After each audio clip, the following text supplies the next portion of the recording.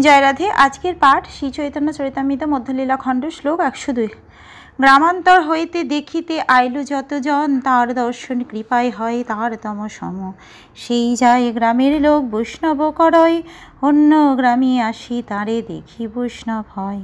সেই যায় আর গ্রামে কবে উপদেশ, এই মতো বৈষ্ণব হইল সব দক্ষিণ দেশ।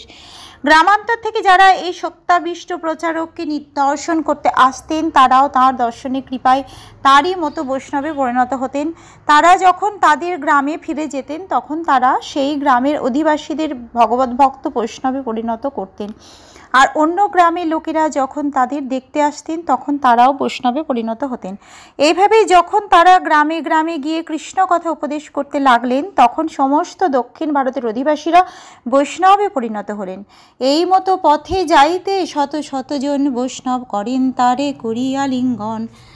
এইভাবে পথে যেতে যেতে শ্রীচৈতন্য মহাপ্রভু শত শত মানুষকে আলিঙ্গন করে বৈষ্ণবে পরিণত করেছিলেন। যেই গ্রামে রহি ভিক্ষা করেন তা যার ঘরে, সেই গ্রামের যত লোক আইসে দেখিবারে প্রভুর কৃপায় হয় মহাভাগবত। সেই সব আচার্য হইয়া তারিল জগৎ।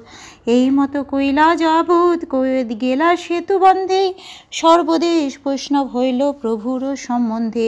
যেই গ্রামে মহাপ্রভু ভিক্ষা করার জন্য থামতেন, সেই গ্রামের সমস্ত লোক তাকে দর্শন করতে আসতেন। শ্রীচৈতন্য মহাপ্রভুর কৃপায় তারা সকলে মহাভাগবতে পরিণত হলেন। পরে তারা সকলে আচার্য হয়ে সমস্ত জগৎ উদ্ধার করলেন।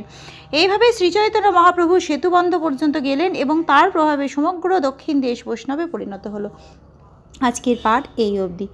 ভজ শ্রীকৃষ্ণ চৈতন্য প্রভু নিত্যানন্দ, শ্রী অদ্বৈত গদাধর শ্রীবাসাদি গৌর ভক্ত বৃন্দ।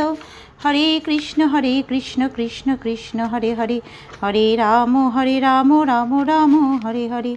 জয় রাধে জয় রাধে জয় রাধে।